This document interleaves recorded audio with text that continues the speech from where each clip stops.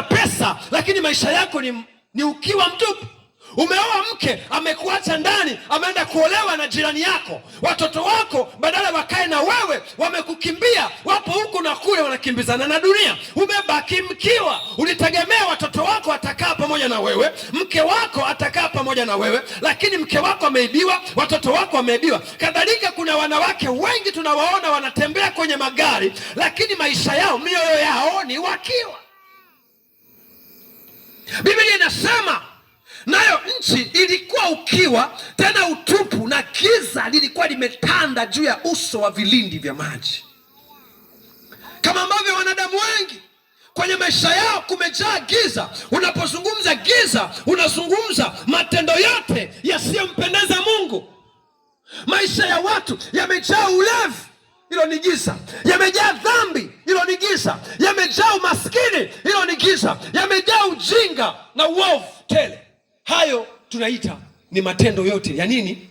Ya giza. Haleluya, haleluya. Lakini Mungu alipokuja hakutafuta kujua giza limetokea wapi.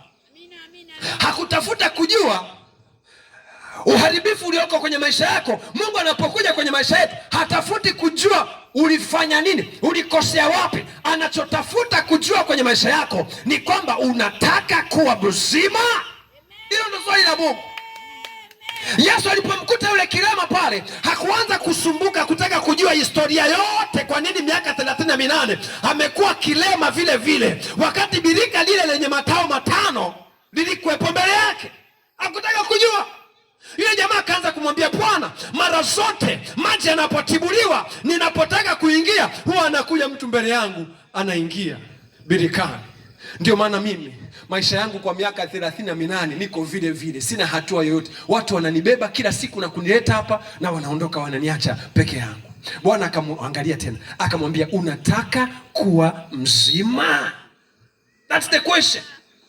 Kwenye maisha yako, vyovyote vinavyoendelea, chochote ambacho haukipendi, ambacho kimekuwa kikikusumbua, chochote ambacho kimekuwa kikiutesa moyo wako, kimekuwa ni kilio chako mchana na usiku. Inawezekana ni ukiwa, inawezekana ni utupu, umaskini. Umekuwa mtu ambaye ni wa kukimbiwa, wa kukataliwa, watu hawakuoni kwamba ni mtu wa maana. Hayo yote yamekuwa kama kilio kwenye maisha yako. Lakini Yesu anauliza swali moja jioni hii ya leo, ya kwamba je, unataka kuwa mzima? Yesu hataki kujua nini kilitokea mume wako akaondoka, au mke wako akaondoka. Ni nini kilitokea biashara zako zote zimefilisika. Bwana hataki kujua nini kilitokea. Umepoteza ndoa, umepoteza matumaini, ulifeli masomo. Bwana hataki kujua hizo story. Anachotaka kujua kutoka kwako ni je, unataka kuwa mzima?